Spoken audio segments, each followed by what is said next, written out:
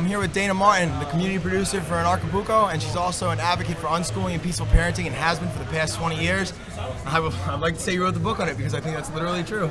Yes, yep. I wrote a book called Radical Unschooling, A Revolution Has Begun in 2009, and it's been like a roller coaster ride ever since. That's amazing.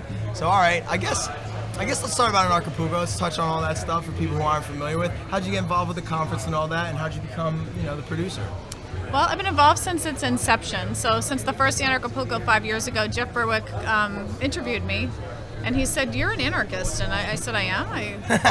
Wow, and he explained it to me, and I realized that I had been. I like to think of myself as a natural-born anarchist because to me it's the most instinctual, natural way to live. Yeah, I agree. And raising my kids in the same philosophy is something I've done from the beginning. So, yeah. So I've been involved every year. I've done more and more every year, and this last year they asked me to come on as community producer. So full-time job, going from 4 kids to a full-time job running this event and speaking and touring, and it's been a crazy ride, but it's been really fun.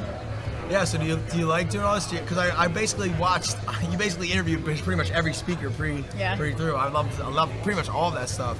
How was that for you? Was that fun? Was it stressful? Well, I'm usually the one being interviewed, so it was really weird to be in that, change roles. Yeah. But I learned a lot. I got better at it as I went along, but I was really just like, okay, you guys help me because I've never really done it from this perspective before. Yeah.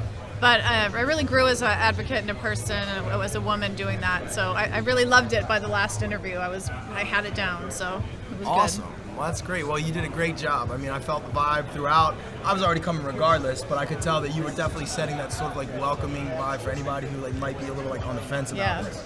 So that's really cool. Yeah, that was really important to us to me, being hired as the community producer because I'm part of the community where a lot of the team, they're new and they're learning and they're growing, and so I was kind of the voice of the community, which was a real honor to do that.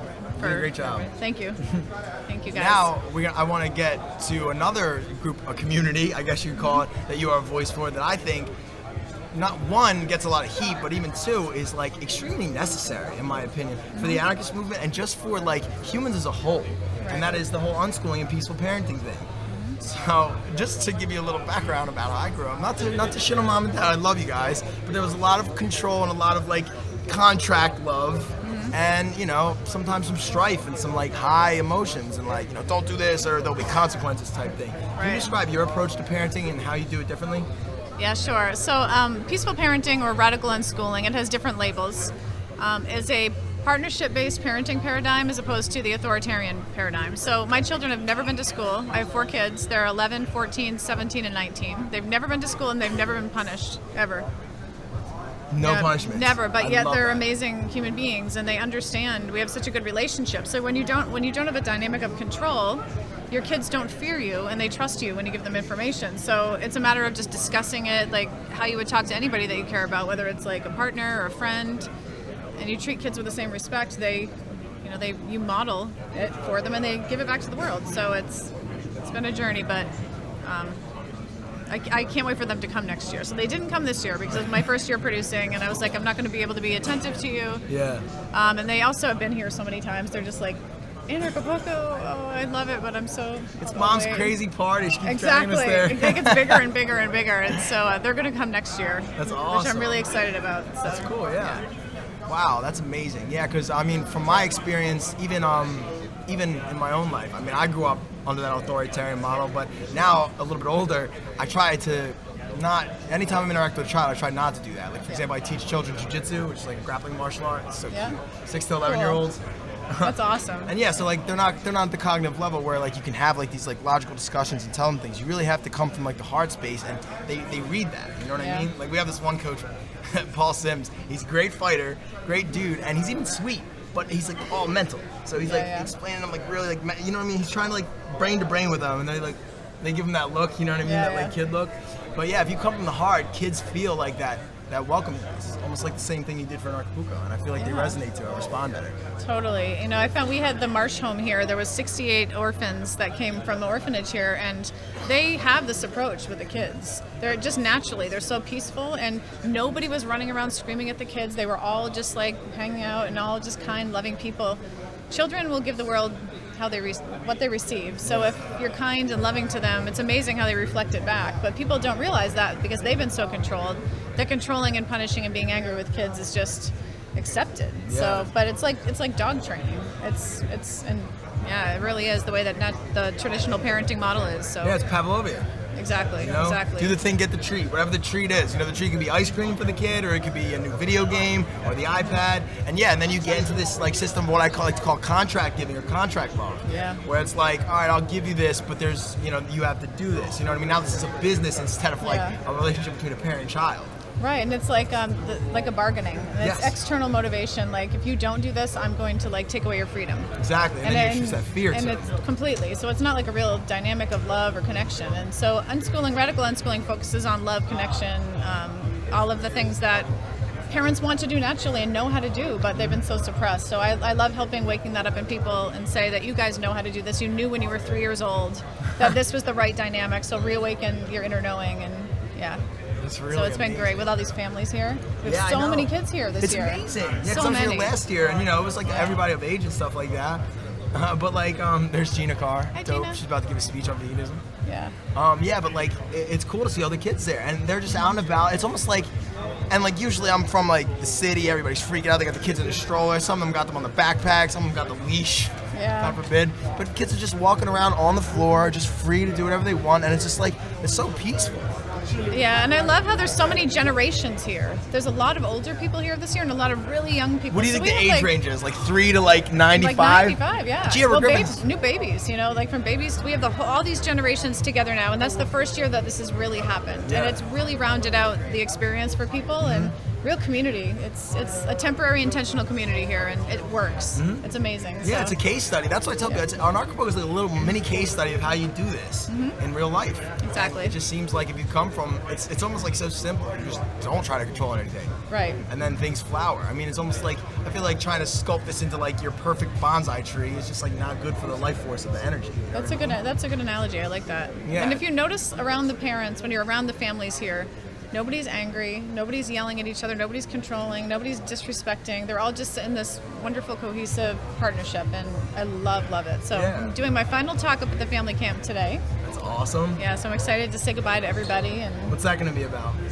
Radical unschooling. So it's going to be more in-depth philosophy and making sure everyone had their questions answered, because the needs of the attendees here come first and foremost to us. So That's amazing. I just want to be in service up there. It'll be great. Well, you're doing a great job. We all feel very much served here, all of us. Awesome. So what do you say to the people, because I know you get a lot of heat for this, like a lot of heat. Oh, yeah. And it's funny because like you're not even like touting any crazy conspiracy theories like 9/11 was an inside job, or like, the earth is this shape. You're just like, hey, be nice to your kids. Like, no, we don't do that. It's crazy. You How do you wouldn't respond to believe this that? stuff. So for 20 years now, I've been advocating for this, and I've been on TV like a dozen times. The Dr. Phil show, Oprah Winfrey show filmed us. We were on Wife Swap, our family, which was a crazy experience. Nightline, and it's so sensationalized. And it's just like they want to share what we don't do instead of what we do. And it's just that they're like, no rules, no punishments. They can eat candy all day. It's like, but they don't.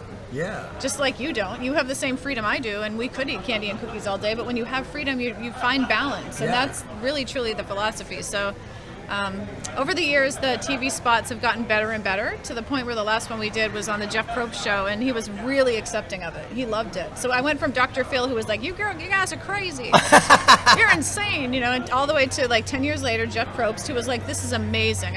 My son was on at the time. He was on with me, and he's just so blown away by him. And so I've seen the evolution in a decade of acceptance for this life, and it'll continue. So That's good, because this needs to happen. Definitely. I mean, I relate to my own upbringing. It was domineering, and it was that kind of stuff, and I was punished and told what not to do. And then my response was just to figure out a way to get around it. yeah. You as a child, like being pushed into that corner, like it almost activates sort of like a defense mechanism. You're like, oh man, shit, I got this like Orwellian parent over here that like controls my life. And not only that, but like, you talked about the candy thing and how like, oh, they're just gonna eat candy all day. Well, actually what you're doing is you're giving your child a chance to cultivate their own internal discipline. Yeah. Which unfortunately for me, a lot was like, the deal was, here's my contract. This is literally my dad said to me. Not ripping on your dad, I love you, dude. But he was like, Carm, just do what you gotta do, and I'll give you anything you want. And what you gotta do translates into whatever we say you gotta obey do. and get what Exactly, and that and you're sounds... like, but Dad, I want freedom. That's all I want. Yeah, I want to be able to like, Yes. curse in the house if I want, you know what I mean? Yeah. No, none of that. So of course I curse in the house ridiculously all the time, even though it wasn't allowed. And like, yeah, and I actually had to grow that discipline later in life. After college, I made it all the way through college. I didn't have any internal discipline at all. Yeah. You know what I mean? I was party boy, idiot. Like, I mean, I was like intelligent, but I didn't have any wisdom because I never got a chance to cultivate it. Right. It's always done on my behalf. So I really, and that kind of ties into unschooling. Because a lot of people think, oh, are your kids gonna be idiots? Like, you don't know physics, how are you gonna teach them? What do you say to people who think that you can't, like, make your kids intelligent if they don't go to school? I just let them meet my kids. They see for themselves. It's pretty amazing. It's so amazing, and I just keep bringing it back into my own experience. Like, I see all these parallels. Like, the first thing I did as a child before I was told I had to go to college was make videos. Yeah. What am I doing right now for a living? You know what I mean? Right. I had to go through 1,000,001 different careers before that, you know, really things I was supposed to do. But I feel like if we just let the kids go, they have the internal guidance system. They have the innate, like, divinity, that innate spirituality, and they're not perverted yet by, like, the pangs of society. Right, exactly. And we're not all meant to learn the same things in life. So the whole concept of curriculum and forcing everybody to do the same thing that's government approved is ridiculous. I mean, every human being has a purpose and things that they're so good at that they're meant to do here. And so unschooling really cultivates that and nurtures that in children. So it's been really great. My son Devin, who's 19, is a professional blacksmith. Makes knives and swords and sells on Etsy. Blacksmith? Yeah. Self-taught completely. We found him a mentor and facilitated his learning with different resources, but he's just a natural, like at anything like that. Wow. He's also like a game coder. So it's really interesting. I'm seeing with unschooling kids and teens and young adults, we're multi-careered. They have so many careers kind of at once. So I think the idea of like, what are you going to be when you grow up and be one thing is so out of date. Puts in a box, yeah. But yeah, multiple streams of income, multiple passions, making money off what you love to do. So if you've grown up doing what you love to do, it makes sense to just continue to do that and make money instead of being dumbed down to just take orders and have a mundane, like boring, miserable life. Make money for someone else. Yeah, it doesn't make sense for my kids or unschooled kids to do that. They would be like, why would I do a job I don't like? Like, I don't need to. I can make money off what I love, and that is such a gift because we're all coming to this now, you know, like we're doing it now, but I'm glad that so many kids are learning it before their like souls are destroyed by the system. Yeah.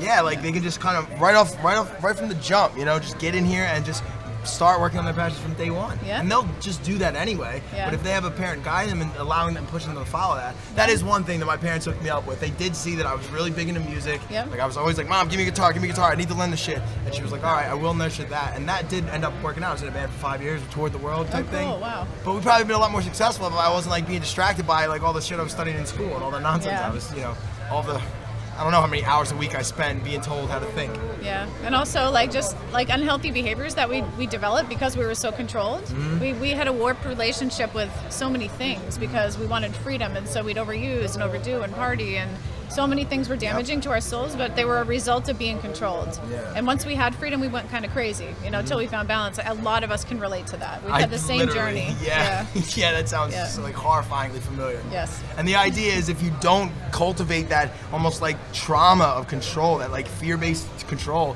there's nothing to like, there's no like fallout on the other side of it. Right. There's just this gradual transitioning into discipline from that pure innocence. Right. And Which, from like, wanting, we're innate, we're meant to be good people. I mean, our culture looks at negative intent and that we're bad and we need to be forced to be good and forced to obey, and it's such a wrong way to think of any human being. It's more of a mind control. Yeah, so when you look at your children as they're innately good, they're good human beings. They are not trying to manipulate you. It has nothing to do with you.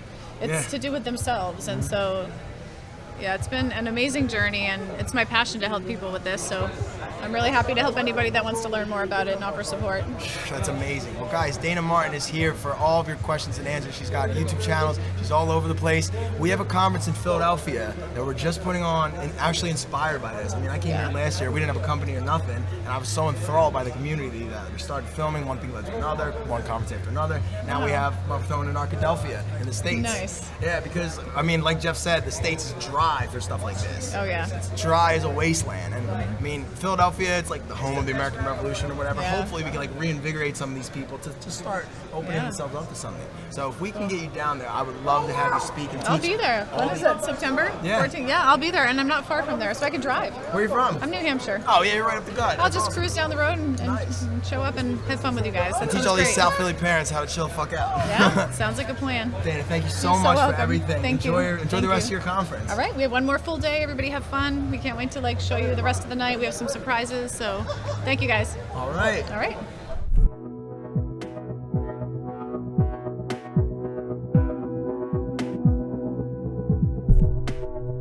Join the state of anarchy this September's Harvest Moon in Philadelphia, Pennsylvania, where this gathering of like minds aims to foster unbreakable relationships between the movement's leading forces, whom teach self-love and ownership, blockchain techno-economics, as well as exposing the Earth's sacred hidden knowledge. So will we see you there?